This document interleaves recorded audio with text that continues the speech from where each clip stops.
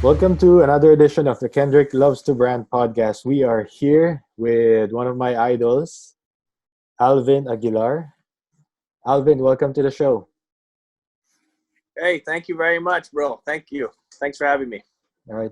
For the very few people who are not familiar with you, how do you usually introduce yourself when you meet somebody for the first time?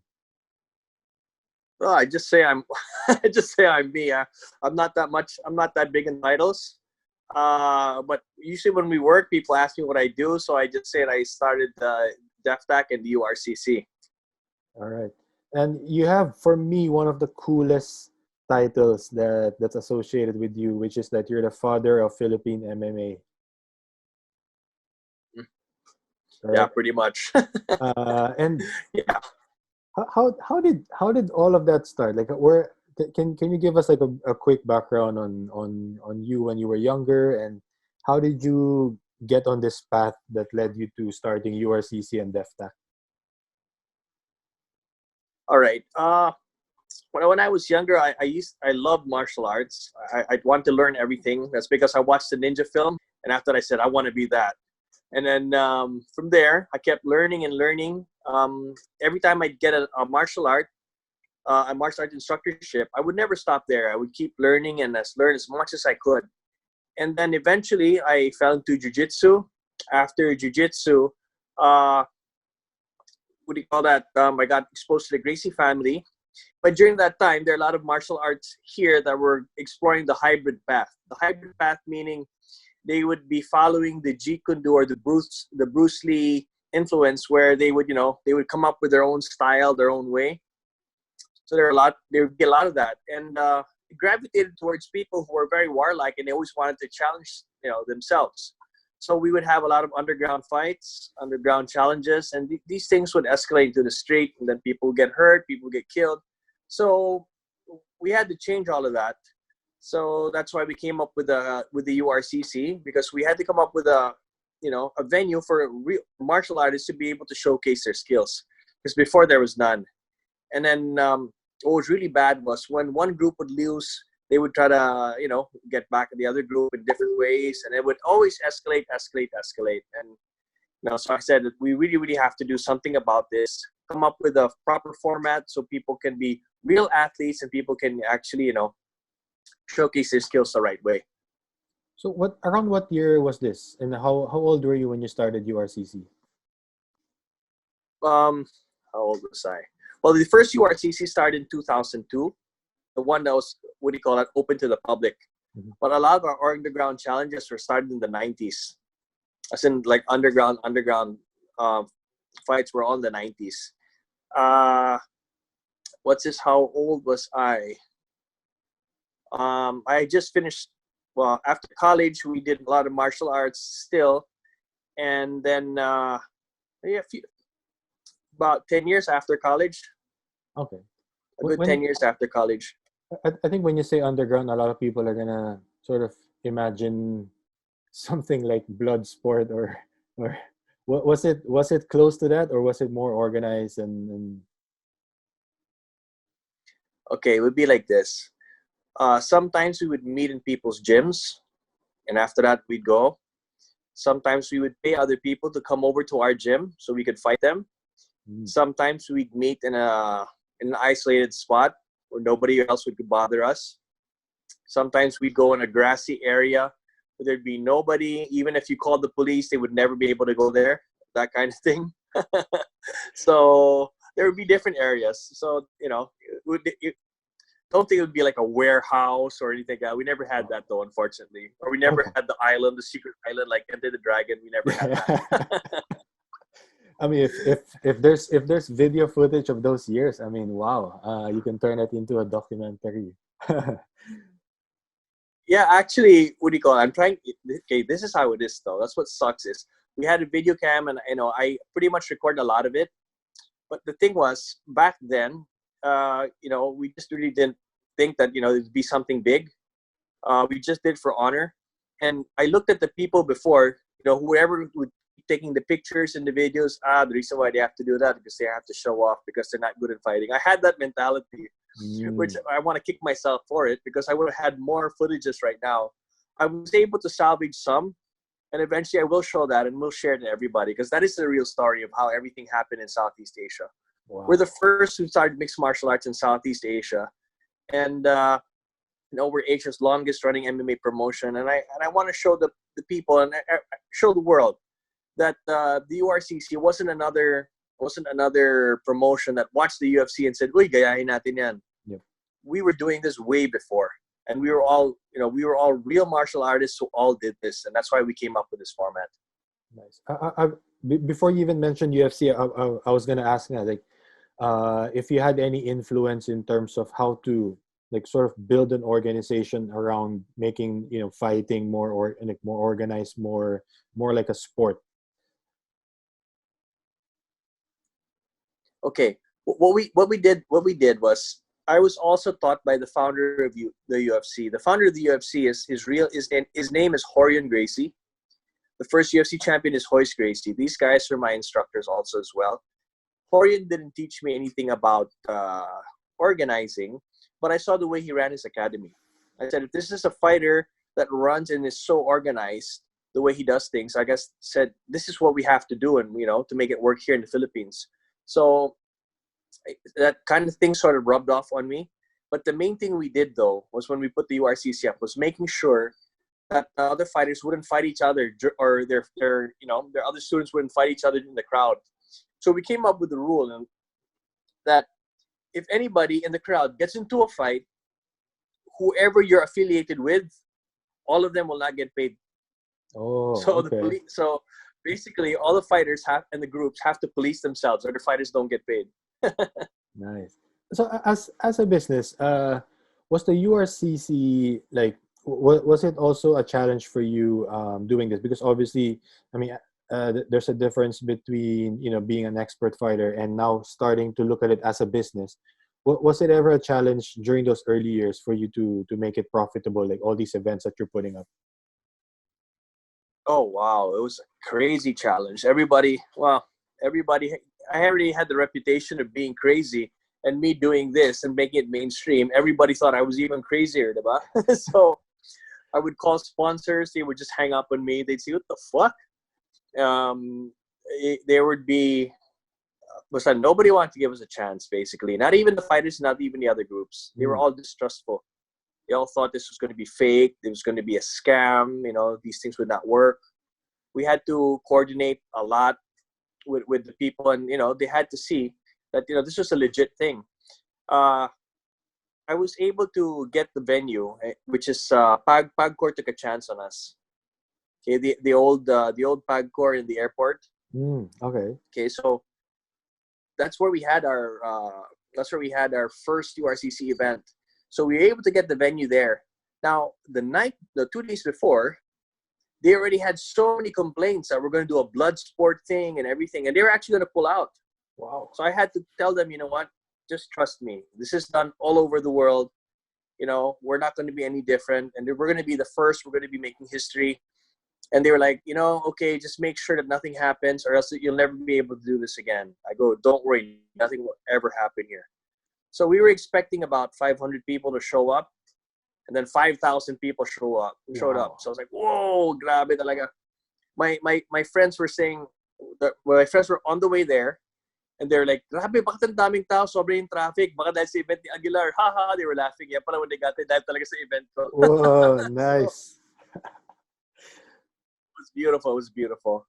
But the transition was very, very hard. I was used to, getting my way, and then, like in the martial arts world, when you're of a senior rank, whatever you say goes. Mm-hmm. But then when I got here, I had to deal with people now, who would question you, who would doubt you, who would try to scam you, who would take advantage of you. So I got a rude awakening. I was thrown into the fire right away. And when I got there, as soon as I did well, all of these sharks came around me. Oh, I will finance you to do this. I will do this for you.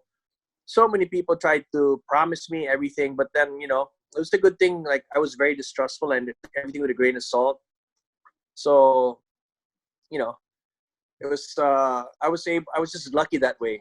And it was even really bad. I had a childhood friend who said, you know what, I'm going to do this with you. Let's do this together. Tell me how your stuff works. So him being my childhood friend, I actually started, telling him how I did stuff. Yung pala, he was a partner of a rival promotion that was starting also at that time. Wow. Grabe, no? So, these are the things I had to go through. That's when I got a rude awakening about business. But is this rival promotion still around, or? No, they're gone. The reason why was they were run by businessmen. They weren't run by fighters. So they really didn't know they didn't know what do you say? They didn't know the field. So it was more like, we're just doing this, and maybe if we do this, people will come. It's not like that. First you have to know the fighters. You have to know what people want. You have to be part of the system, the ecosystem, diba? For people listen to you. So, and they weren't. So that's what happened. So in all the years and in all the events that you put up, is there a particular event that stands out to you as the most memorable, and why? Well, there's several events that stood out. I mean, they all have their distinct memories and their distinct joys. For me, the first one, of course, was the best. This is when I knew I had something. And then I remember after we did all of that, we went to the after party. And in the after party, as soon as I got inside, everybody gave me a standing ovation, like I did something really, really good. And I was very, very happy with that. And I knew that we had something, and we had to build on it, because there were so many fighters out here who are really, really good and just never got their fair shake. They were never given their proper exposure. So we were hoping to change all of that, and I was very happy. Especially the first one. Prior to URCC, like if you're a fighter here, if you're a martial arts fighter here, what were your options to make a career out of it? Nothing. There was no career. There was only the only way that you would make money would be by reputation. So what would happen was, you'd have to do a couple of underground fights, and then after that, make a name for yourself. Then hopefully people will want to train and study under you. Because before, during the 90s, how do I say this? The classic martial arts, what people would say, people didn't pay that much attention to it. People would say, he's a taekwondo champion. People say, okay, so what? Or, you'd be a judo champion, so what? Wrestling champion, okay, so what? But they didn't know that these guys are really major badasses also. And these guys just didn't, participate in these underground challenges. Mm-hmm. But now, because MMA is now accepted, and mainstream, you see a lot of people coming in from other arts, the classic arts, and kicking ass. You have Machida, you have the good judo guys, you have Paro Christian, so, that's how it is. So before, there was nothing. It was only pride, all pride. All right. You go home feeling good about yourself that you won, you beat up this guy, and that was it. But okay, so at the most, you get a good round of beer. Okay, you mentioned the first event though. Prior to that event, like or maybe on the day itself, did you have any like nervousness or jitters? Like would this event really work? Is this really the right thing to do? Oh yeah, definitely. Well, the night before, Monoto called me up and congratulated me at TJ. I was like, why are you calling me and congratulating me? He goes, because it's going to be a success. This is going to be awesome. I was like, what? Okay, thank you. I was like, wow. So anyway, probably he knew something I didn't. But then when we were there, I was expecting 500 people. I said, sige, please lang. When I got there, walang tao talaga. And after that, there's 20 people. Okay, sana 30 more people. Okay na to. Parang, when the camera is put around, may tao. As soon as they opened the door, boom! Ang daming tao na. And then, kala ko, it was just there. Then later on, sa likod, mamaya, the sides, mamaya, SRO na. Mamaya, tuloy-tuloy pa. It's like, wow. Then when we were there, all of these politicians showed up. All of these artistas showed up. Everybody showed up. I was like, wow. Okay, so we did so well, but the problem was the fallout. After a few weeks, grabe naman yung fallout. All of these, there are a lot of reporters na didn't have anything else to write about. Would say, Bloodsport or mayaman, pinagsasabong mahihirap, or ano yan, the promoter who's not even a fighter is doing this to take advantage of other people, but they didn't know anything, diba? But then, we just had to keep going and going and going until we made it. There was this crazy story that you mentioned before, and of course made the rounds on the news, no? Like about the one time that you had to step into the ring and actually put your hands on a fighter. Can you tell us about that crazy story? Oh yeah, okay. There's an Iranian fighter, okay, Razi Jabari. I always got along with him, but then I noticed that he'd always end up fighting whatever group he was in or whatever area he was in. He'd always end up fighting for some reason. He got into fights in PSC with wushu, then later on with wrestling. He fought our former president. They both beat up each other. And I think the same thing happened in wushu as well. So this guy would, always get into fights. Okay, now fast forward. We're in the fight. He was gonna fight Honorio Banario. Okay, in URCC Baguio. Now Honorio is, the hometown favorite. He's the Baguio boys from Lakay Wushu. So all the Baguio boys showed up to support him. So he's there. Now, when they fought, it was no match. Honorio just beat his ass, no problem. But before the match, the Game and Amusement Board already told Jabari, we will not renew your license if you lose this, because that would mean that you lost 4 in a row. If you lose 4 in a row, we can't let you lose a 5th because you might damage your brain or something like that. So he said, okay. So he went all out, but still was no match. When he was there, Honorio, I think, mounted him or got him in the side mount and was beating his head. And he tapped. And then the referee goes, did you tap? He goes, no. Okay, they tells the Honorio, just keep going then. So Honorio does the same thing, boom, boom, boom, boom. Then after that goes, okay, he finally taps. Okay, so Joey stopped the match, okay? As soon as he stopped the match, Razi was upset.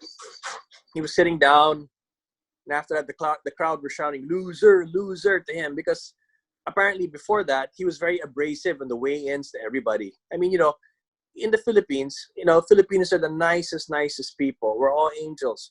But just don't fuck with us in our homeland, diba? So this guy was being abrasive to everybody in Baguio pa. So it was really terrible. So anyway, so after he loses, the referee Joey Lapitan, by the way, is my student. He's a black belt in jiu-jitsu, multiple international champion in jiu-jitsu. He's a black belt. This guy fought in the underground scene so many times as well. The guy can really, really handle himself. If I let him and Jabari fight, he would have destroyed Jabari. But then again, when it happened, Joey tried to raise his hand. Jabari didn't want to give his hand, so Joey just got his hand just so could raise Honorio's hand. When that happened, Jabari said some stuff to him, and after that, Jabari hit him in the face. Wow. So after that, Joey just charged him. So as soon as he charged him, Joey's my good friend, my brother, and he's also my fraternity brother. I sort of forgot where I was. I sort of forgot that, I was a promoter and, so without thinking, I just ran through the ring and then choked the guy. So we choked the guy out, right? As soon as I choked the guy out, they pulled me off him. Then after he regained his consciousness, he got out. So he was going. As soon as they picked him up, as soon as they made him go through the ropes, he started kicking Fulayang. That Fulayang started, carrying him also. By that time, before he went backstage, he kicked somebody else or he pushed somebody else who I think was the leader of a tribe or something, or someone who was respected there. So as soon as he did that, I saw a lot of people running outside. Oh, but anyway, okay. he went backstage. As he went backstage, everybody wanted to kick his ass there. Everybody. So I actually ran back there. I actually didn't know what I was doing. So whether I was going to tell him off or tell him, beat him up, I really didn't know. But then there was another fighter. I forgot the American's name. It was Peter, I think is his name. I forgot his first name. Was holding him and hugging him like this. And I said, okay, guys, that's overkill already. Just leave him alone. As soon as I stepped outside, though, somebody whispered in my ear that there are a lot of people outside, some headhunters from Baguio or something like that. They want to chop his head off. It's like, oh my God, you're going to chop his head off. And then, yes, we're a headhunting tribe, and I didn't want to find out if that was real or not. So we called the police. and then we made sure that he leaves Baguio already because I didn't want to have Yeah. that. Yeah, diba? So Yeah. there. So I had the police. The police picked him up right there and then brought him all the way down. He never went back to Baguio again. Wow. I'm sure you have a lot of crazy stories like that, no? For all these years. Yeah, Headhunter. unfortunately. Oh my God, I can't imagine. Imagine the news. Oh my God. Yeah, I know, right? Iranian fighter gets beheaded in Baguio. Oh my God. Um, okay, let's switch gears here a little bit. I mean, you've obviously had a lot of other interviews talking about your as a martial artist, but I'm very interested about you as a CEO, as a businessman. Like, how would you describe your leadership style as a CEO? Right. I'd like to think I'm firm but fair. I like exploring new ideas. I like exploring new things all the time. I want to make sure that I find the easiest and most efficient way to do things all the time. I'm a big believer in Kaizen, okay, where we have to, So I also make sure that when people say that it cannot be done, I always have to find a way for it to be done. Uh, because of that, I've encountered a lot of difficulties, a lot of resistance, a lot of people who would say that, you can't do this. And people would go against me because of it. But I've, right now I'm at the point where if I see something I know it's right, I have to keep going for it. And regardless of what people say, I just keep going for it. And because I've trusted my instinct all this time, I think I'm pretty much ahead of the game. How about in all these years, have you had a particular setback or adversity that you can remember as a CEO, not as a martial artist, but as the head of your company, and how did you deal with it? Oh, plenty, my gosh, plenty. Uh, okay, what I would do was there are several times where, like I said, I'm very, very trusting. Okay, I like going out. I like meeting new people. As you notice, right? Like the first day we met, we were already talking and stuff like that, right? So, I'm a very, very open person. But so people would like to sometimes take advantage of it. Take advantage. There's some people who like to pick my brain and do exactly what I do afterwards, which I guess is an everyday occurrence in business. But for me, the reason why it hurts me more is because everything I've learned was from actually being there and making the mistakes to get there. Like imagine when I was doing promotion, I had no idea about promoting. I was just lucky that I had a name in fighting before that. That's why people wanted to watch. But then after that, the first part was done, then I really had to start promoting. Then I had to start presenting to sponsors. I had to learn that. Then I had to learn social media because that thing was so foreign to me. I mean, social media, like, what the hell? Who does this? I mean, like, people my age, like, wala yan, para sa mga babae yan. Diba? Or, diba? So it was like things that we didn't, and I had to learn and relearn all of this. So the setback for me is like whenever people do that to me, at first, of course, my first instinct was to beat their ass, of course. But, as I get older, I guess that's just part of business. That's part of life. Your only way of getting back at other people is just to, do your best and make success your best revenge. Because I've learned also through the years, like, someone does something bad to you. This is true. I mean, a lot of people don't believe this, but the past few years, it's been this way. When someone has done something bad to you, instead of getting even with them, just work on your own self and get back, and later on, that would be such a distant memory. Because, I've been part of that culture. When someone does something bad to you, you do something bad. And after they try to do something bad, even if they can't beat you up, they will find another way. And then the circle will keep turning and turning and turning until it gets bigger and bigger till both of you get run over. Yep. So it's better that, when someone, especially in business, because a lot of people there's so many sharks out there. There's so many sharks. So when someone does that to you, rips you off or anything, yeah, maybe you can bring them to court, but that will just take away time and resources away from you and a lot of stress. It's better to just cut it, forget about it. Okay, don't worry about it. And then I know that's hard to say and hard to do because you have to be a stronger person to do that. But then what's better is you concentrate on yourself and you become really, really, just keep going up. And that's when you see that, oh, that's my revenge. Yeah. Success is the ultimate revenge. Exactly. Do you ever I mean, obviously you come across as very confident, very sure of yourself. Do you ever experience self-doubt? Always. Always. Okay. I'm a firm believer in what Custamato said. Okay. Custamato is the adoptive father of Mike Tyson. Because what I study a lot of these people. So Custamato said that our mind is like fire. So why is it like fire? Because if you let your fear and you let it control you, it can burn you. But if you're able to control the fire, it can keep you warm. It can cook your food. So, when you have self-doubt, that's your body and that's your mind's way or nature's way of saying, okay, maybe there might be a problem here. Work on it. So there'll be no more doubt. So the way I look at problems that's just another place where you have to, give a little bit more attention to. It's not like it's a problem. Oh no, not like that. Yeah. When I have a problem, okay, it's just telling me that, okay, I have to look into this more. Because the truth being told, we cannot keep worrying about things we have no control over. Mm-hmm. If it's there, it's there. In life, there are things that are given. There are things that are constant. There are things that we can influence. It revolves around all three of those. So if you put everything in perspective that way, then you'll live an easier and happier life. I've seen so many people right now while this is going on, the quarantine, getting depressed about this, about that. Then work on it. I mean, there's so many things that you can do during this quarantine. Learn a new skill, help other people. Those two can keep you so busy already. Put things into perspective, plan other things, work on yourself. I mean, there's so many things that you can actually do.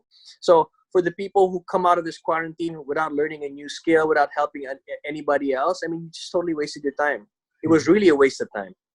Diba? Yeah. So, diba? So we have to keep active. Nice. So and I'm not espousing anything about GCQ or ECQ. That's entirely not up to us. I'm just saying that what you should do where you're at. Focus on what you can control. I think it's the main message here. Yes. You've been mentored by a lot of the greats in martial arts, but if you had a chance to have a one-on-one mentoring session with anyone in the world, like regardless of whatever field, who would it be and why? Wow, that's a good question. If it's just one person, because I want to learn from a lot of people. Like for example, one of my idols in marketing is Dan Kennedy, right? So Dan Kennedy's had a lot of students who I've actually trained with and met. So that's probably one person. Like for example, the way he markets things, because I was never someone who was into marketing. I was always, a doer. I was always the fighter. No, I was always the teacher. I was never the marketer. I could never understand. Let me just share something real quick. I had all the martial arts schools, right? I figured when we beat everybody up in the tournaments or in the underground fights, all the students would go to us. But then I'd notice no matter how much we won, there'd be nobody with us. It's like, why? And after I'd look at this guy who would not be able to teach anything, he would have, you would have so many students. You'd be like, why is it like this? Are they stupid? They don't care? But after that, I found out that, it's all marketing. Mm. So I was like, wow, it's all marketing. That's when I started studying marketing and everything. And because of that, I was able to become Asia's largest jiu-jitsu team. We're Asia's largest now. So we studied about that. We started marketing. We started, I started retention, We had to study all of these things. And I just dove into it the same way I dove into martial arts. And here we are. And then the learning never stopped. So I just wanted to share that with you. Nice. How big is Deftac? How many students do you have right now for Deftac? And how many chapters? Well, right now we have 35 chapters. Right now, so that's 35 gyms. If this did not happen, we would have had 82 by the end of the year. Wow. So we'll just have to fix things, and then later on we'll be expanding all over Asia. So it's pretty cool because we have a good message to give, and then we have a good program. And I can't say enough about our students who we started with. We had a lot of good people. Of course, you will always have bad eggs here and there. Just drop them, leave them. Not everybody can be with you. Nice. And then just like the same way people would be sad that not everybody's with us, I always tell them, we don't need everybody. We just need the right people. Nice. Speaking of the future of sports, given the situation, how do you think this whole like COVID situation will affect martial arts? Oh, martial arts is dead already. There's, regardless of what we say, unless, they can risk getting the virus or whatever, it's dead for now. This year is a write-off, a total write-off. We were supposed to fight in the Asian Championship and 2 World Championships this year. We worked so hard, start of the year, and even last year. That's all a write-off now. And, a lot of people would be depressed about it. I should be the most depressed because, I put a lot of work. Our students and our athletes have put in a lot of work. And we've spent so much money also. But, there's just these things that aren't meant to be. So what'll happen would be, even if people do it online, it's still not the same. Yeah, correct. Whatever they're saying about the new normal, that will push everybody back. Next year is the Olympics, right? Mm-hmm. So if the Olympics does push through next year, our Olympic athletes have to be training this year and really, really hard to prepare for next year. Training for something like the Olympics, the Asian Games, the SEA Games isn't something that you do for 6 months. It's something you do your whole lifetime. Then you train hard for like 6 months to get there. Mm-hmm. So, it pushed all of us back. I think that all of the other countries are going to the same thing also, but the difference being they had better and more support than we ever did.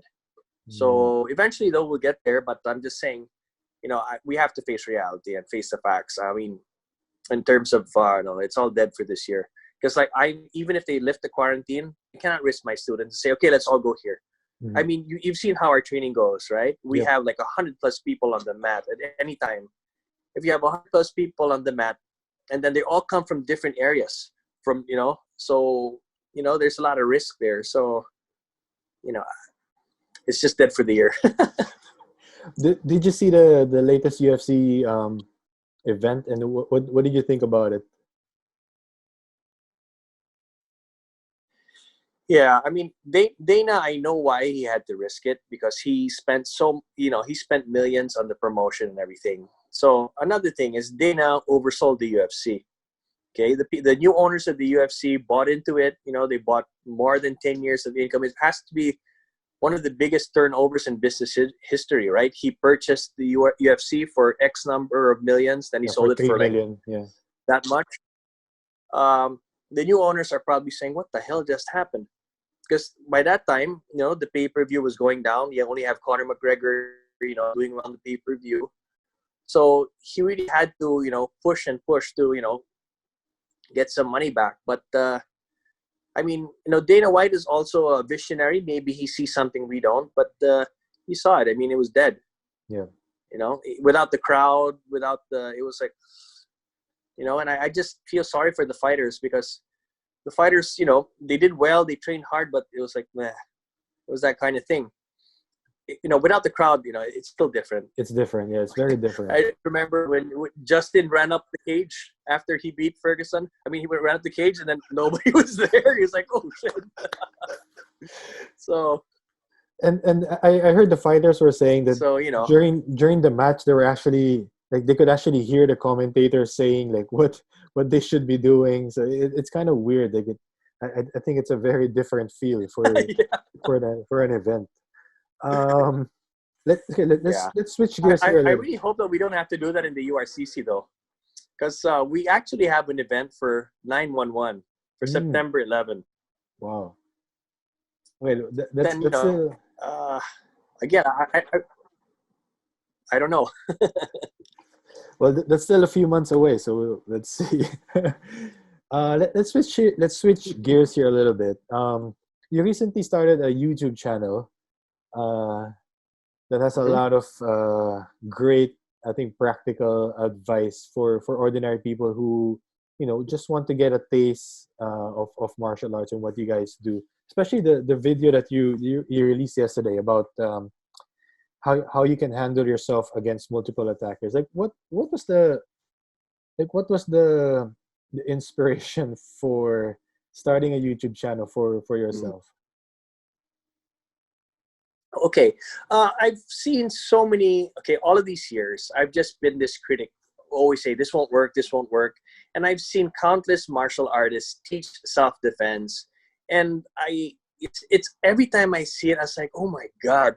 And I feel so sorry for these people who pay thousands of pesos, thousands of dollars to people who are charlatans. I mean, these guys can never fight. These guys could never, never defend themselves. And these people have never been in a real fight.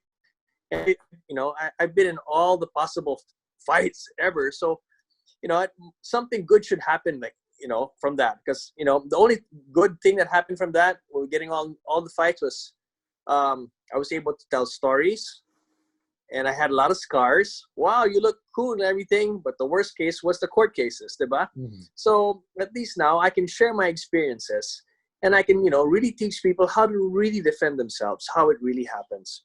Because that's one of my motivations. Because I want to have a bigger voice into helping people do that. Like the 3-on-3, the multiple opponents. Every time I see people say what they're going to do against multiple opponents, I go, oh my God, any college fraternity here will beat the shit out of this guy. Every time I see them go, I'm like, oh no, why are they teaching these kind of things?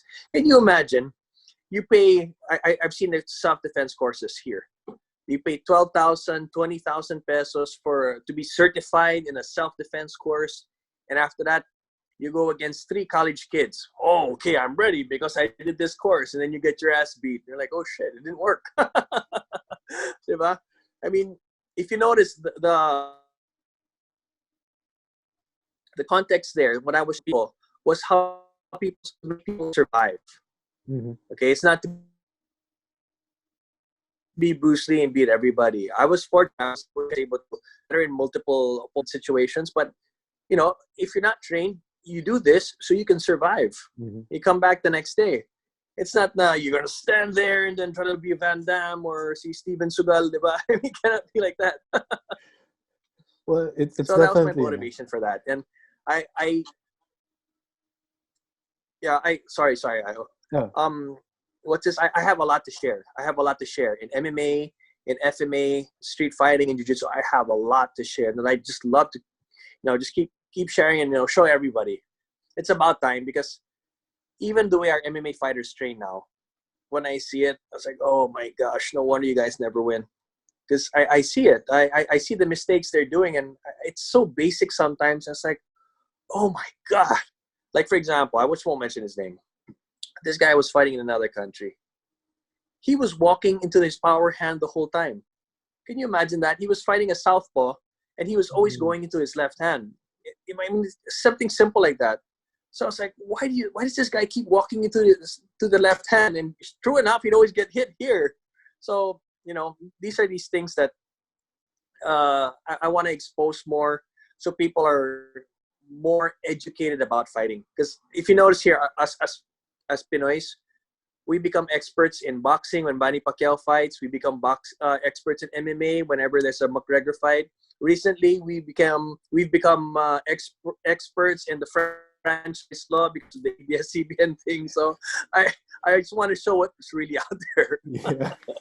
Well, the videos are actually very very very informative and very, I would say, more than the moves that you were doing, because like obviously, like I can watch your videos like a million times, and it obviously looks very cool when you do it, but like I'm pretty sure if I'm in that situation, the moves you're saying, parang I'll be moving in slow mo. But what I really appreciate in the videos is the thinking behind why you would do this, because like you said, it's not about like being able to kick people's ass. It's about survival. Diba? So if you get into that situation, it's not necessarily to look cool and like like think like you're gonna go viral for kicking like 3 people's ass or something. Diba? Parang it's really just about survival. So Yeah. the concepts that you were explaining, parang I can imagine even if somebody doesn't have like any martial arts ability, diba? Parang if they ever find themselves in that kind of situation, just remembering what you explain about why you have to move this way, you have to move this way, or why you have to sort of isolate this guy first or this and then run. Um, I think the thinking behind it is it's what's really helpful because not everyone's going to be able to like move like you, naman, but at least the thinking behind it is what I really appreciate watching your videos. Thank you. Appreciate that. The, You know, people don't know this, but I'm really a nerd. I love reading. I really study this stuff. So I read up in ways of combat. I read up on so many lives. it's something that I also wanted to talk to you about is fatherhood. I think anyone who follows you, who knows you, can see that you're a very dedicated father. I think it's something you also mentioned before, that you don't necessarily want your kids to follow in your path to get into to sort of to get into martial arts. But you do have very talented kids. So how do you feel about that? Like if they say they want to really make a career out of this? Well, I couldn't have asked for better children. I have my 3 boys and I have my baby girl, Riel. I'm very happy that they train and everything, but like I told them, I'm teaching you combat sports, not so you guys go out in the street and fight, and not so you become a professional and do this, a professional fighter. People have to understand that, when I'm teaching martial arts to my children, I am teaching them about dedication, about hard work, about discipline, about what happens when you lose, what it takes to come back from a loss, how to improve yourself. These are the life skills that I'm teaching them that I'm sure that will last them a lifetime. Mm-hmm. So, and of course, the bonus there is, they're always in shape, they're away from trouble, and they can defend themselves. So I would never allow my kids to be as professional fighters. That would be too much pressure for them, number one. Mm-hmm. And then number two, being a professional fighter, unless you really will never pan out. Will never pan out. You have to be the top 1% for it to pan out. If you're like the top 10, nobody remembers number 3 on the way to the bottom. They only remember number 1, number 2. It's very, very hard. Something like that would take completely blocking off each and everything you see in your lifetime and just holding this way with blinders, training. You would sleep, it'd have to be, before you sleep, you read a book about training. When you wake up, you watch a video about training.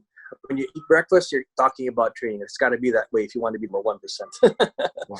There's no other excuse for that. Nice. How do you stay? You can notice, Mike. No, sorry. Okay, I was just gonna share that. Even Mike Tyson, people look at him as this big brute and everything. You know that Mike Tyson read up on a lot of the fighters. He would watch countless of hours of videos. He would even study Jack Dempsey. A lot of people don't know Jack Dempsey. Jack Dempsey was an old school boxer, one of the best.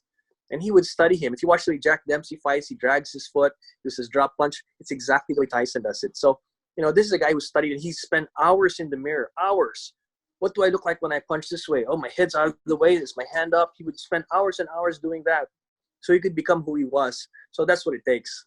So, yeah, you were saying, sorry. Yeah. What would you say to your kids if one of them ever insists and say this is his calling, like if he feels like he's willing to put in the work and the dedication, would you support them in that case? Like, yeah, I'd have to think about, probably have to bribe him with something else not to do that. But I would be really against it. But then if he really wants to do it, then I would have no choice but to be there. But then that would mean myself also dedicating 1,000% of myself to him. One mistake in the cage, one mistake in the ring, you're done. All it takes is one mistake. People don't see, people love the knockouts, people love that and everything, but they don't see what kind of damage that does. Mm. A lot of the fights when you're fighting for MMA or boxing are won in the gym. Okay, now to train for an MMA fight or a boxing fight, you got to go balls to the wall in training. You're gonna get hit, you're gonna get knocked out, you're gonna get hurt. Now every time you get hit, you lose a significant amount of brain cells. You don't feel it now because we have millions of brain cells, but later on you will. And when you do, that's going to be a problem. You look at all the boxers, how punch drunk they are. Yep. When they talk, there's a lisp. They talk that way. I mean, I would never want to see my kids that way. So, but then again, if they would want to, then I'd have to make sure. Okay, my business is now closed. No more. I have to do this with my children also as well, because that would be the only way. Nice. What would you consider to be your greatest achievement so far as an entrepreneur? My greatest achievement maybe would be starting the MMA movement, the MMA and the Jiu-Jitsu movement in Southeast Asia, having the largest team, the most successful team in terms of competition. But then one of the things that I'm very, very proud of would be,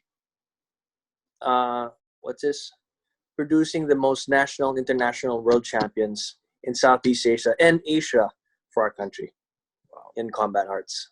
So that's Jiu-Jitsu, MMA, how many total? wrestling. Yeah, more than 1,000 already. More pa. Wow. From Jiu-Jitsu pa lang, ang dami na niyan. We have our MMA titles also. And then we have our wrestling titles also. So that's a lot na. We have our grappling titles na dumagdag. So that's a lot. I'm very, very happy because of that. You can expect a lot more the next few years because we also have the Philippine Mixed Martial Arts Federation, which is the amateur MMA. It's under IMAF, which is the International Mixed Martial Arts Federation, that's going to try to bring mixed martial arts to the Olympics as well. So when that happens, now pa lang, we're already starting. We already had our nationals before this all started. We had our nationals for MMA. So we're going to have a lot more, real mixed martial arts pros. When I say it that way, it's because it's like this. Traditionally, people would only have 2 fights, then they'd become a pro. Kasi magpapabayad na kagad. They don't understand that you have to get a lot of experience in amateurs. Just like in basketball, you have to go to the barangay league first before you go to the high school, before you play in college. By that time, ang dami mo ng laban. Then you go college, then you go to the PBL pa, or sometimes the MBL before you go to the PBA. So now ang MMA fighters natin, they want to be paid. Amateur pa lang sila. So that's why when they're classified as pros, they have to fight pros. That's why they never really get anywhere. So we're trying to change all of that you have to have a good, solid amateur career before you go up. Now, boxing was able to do that. You look at our boxers. Our boxers have 60, 70 fights as amateurs before they get to the pros. So we're trying to do the same as well. Nice. What is your typical day like? Siguro like, I guess during this lockdown, like what's your typical day like now and compared to like before? Oh, wow. Okay. Like my typical day is I wake up, I hang out with my boys. I have so much fun with them. I wake up with my girlfriend, May, my baby girl, Ayel, who's always jumping on me. So it's a lot of fun. And then I wake up and say, what do I have to do today? Oh, shit. Nothing. Nothing's going on. And then, it's so hard to actually get things done right now because everybody's, a lot of people, siguro only about 10% of the people I'm talking to are striving right now because it's so hard to get people to move because everyone's in the they're just staying home watching Netflix, doing nothing, drinking and everything. I only drank twice during this whole thing because I imagine if you stayed home and drank all day, what would happen to you? You just be you totally wasted your time because as soon as this is over, once we can all integrate into society again, as soon as it's over, everyone's going to be hustling hard. So you got to prepare already right now. You can't start hustling hard when everybody else is. Naiiwan ka na. Diba? So you got to start now. You got to prepare already. I'm just happy and lucky that I've already put all of my ducks in a row already. So when society opens again, boom, andyan na. But I had to work on that beforehand. It's not something na, start na ba? Okay, start na tayo. It's not like that. Diba? So there. Anyway, so typical days like that. And then we train, we have dinner, and then we watch movies together. Sometimes we cook together. we end up singing and dancing, everybody. So, it's actually a big, nice fairy tale over here. Having a lot of fun. I actually don't want this to end. I don't want to be insensitive to other people. I'm just in a happy place because I enjoy being with my family. Nice. We're heading towards the latter part of the show. There's 3 questions that I always ask each guest, and they all pertain to legacy. Knowing everything that you know now and all the experience you've gone through these past years, if you had to go back in time, let's go back to that specific, maybe the day before, or maybe the day itself of the very first URCC event. Okay, and you had a quiet time. You had, like, let's say, a minute that you can go back there and talk to the younger Alvin. What would you say to yourself? Listen to your instincts. Don't listen to anybody else. No matter what it is, it's going to be very, very hard, but keep going. Don't let anybody discourage you. Don't let anybody tell you otherwise. Just listen to your instincts and do what you got to do. And if it's hard, suck it up, bitch. Nice. What do you think the younger Alvin would say when he hears that from you? Really, it's going to be hard? Oh, I'll be able to take anybody. Don't worry. I'd be something like an arrogant little punk like that, because I thought, I actually thought I could rule the world by just beating people up. But then, sadly, life gave me a terrible, a huge slap in the face. Oh, that's not the way things work. Oh, it's not? Nice. All right. You've obviously accomplished a lot. As I mentioned, I think anytime you're called the father of the Philippines something, it means you've really, blazed the trail and changed the game for a lot of people. But what else are you looking to accomplish over the next, 10 years? Okay, I have 2 goals right now. One of the goals is to make sure that the Philippines becomes a world power in wrestling, and I make sure that the Philippines gets a gold medal. There's no secret to getting a gold medal, actually, in the Olympics. There's no secret to that. The reason why our country has not done that is because our athletes just didn't have the right support. The people handling them did not know how to create champions, and maybe the athletes were. Our society always works against the athlete. Okay, so if you notice the way Philippine sports is run, a lot of the people there who run their sports aren't part of the sport. They're just there because of, whatever. I came from the sport, so you have to really understand the sport. Next, it's not our government institution's fault. There's no corruption there when they give money to the athletes. Maybe the people handling the athletes are the ones who steal. But from PSC, for example, they've done all they can, but it's really limited. So the overall budget of PSC is nothing compared to the overall budget of all of the other countries. It's so far, voila. For example, in Korea, the wrestling program, their budget there is $3 million a year. A year. Wow. So my budget here is about 8 million pesos a year. That's it. What? But we're running 27. We're supposed to have a lineup of about 50, but we only have 27 people. Now, can you just imagine if I send like 5 people to Thailand? Magkano na yun? Yeah. And you also have to give a salary to everybody. So it's really, kulang talaga. And we just have to, my goal is to be able to work around that, okay, by getting the proper support and finances, for our athletes. And once we've done that, then we can produce. Because there's no way that our kids will not produce gold medals if, they're given the proper support. Okay, so that's one. The second, I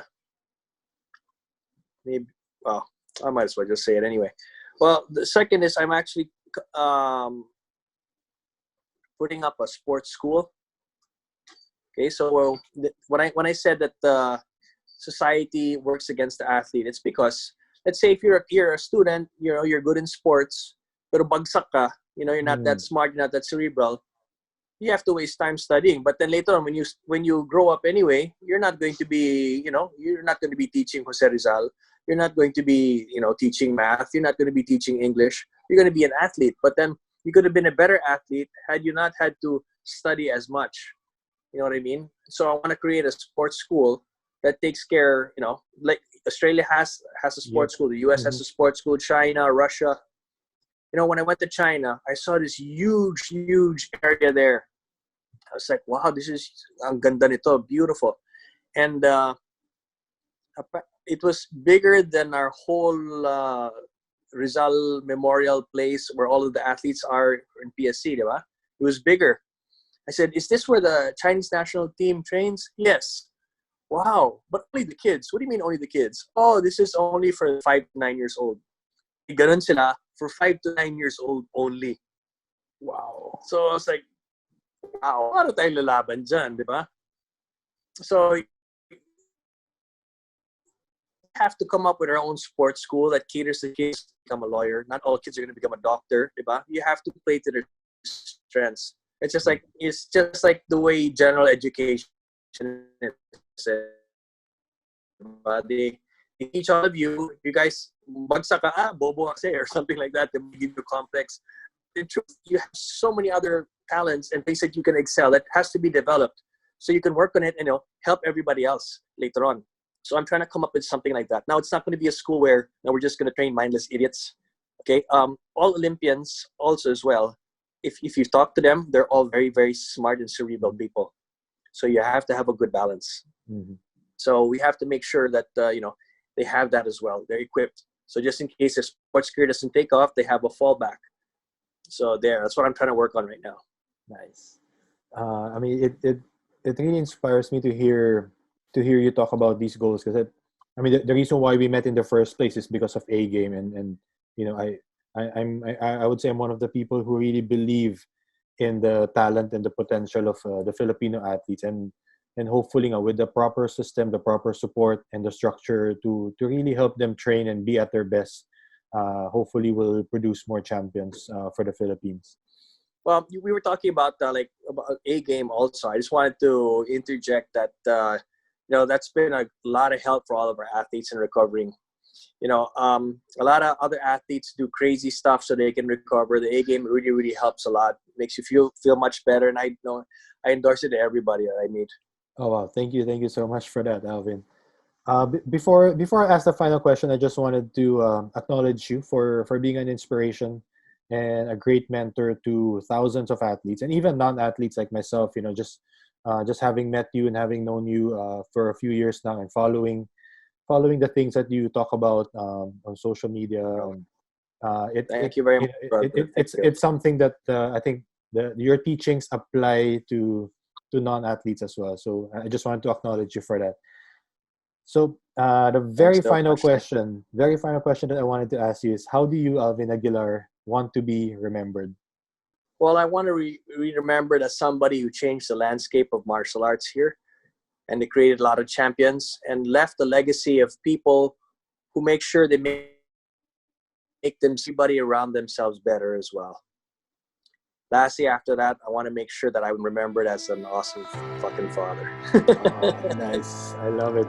We share that same goal for sure. Thank you so much, Alvin. Thank you for your time. Thank you. Thank you so much, brother. Thank you. I'll see you soon, brother. Thank you. Thank you guys for listening. If you enjoyed this episode, please rate and review the show on iTunes. It will help more people discover the show. You can also share a screen cap of the show on your social media accounts.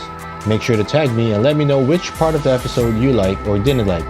All feedback is certainly welcome, so feel free to reach out to me on Instagram @KendrickCo to let me know what topics you'd like to be covered next and who you want to hear or learn from in future episodes.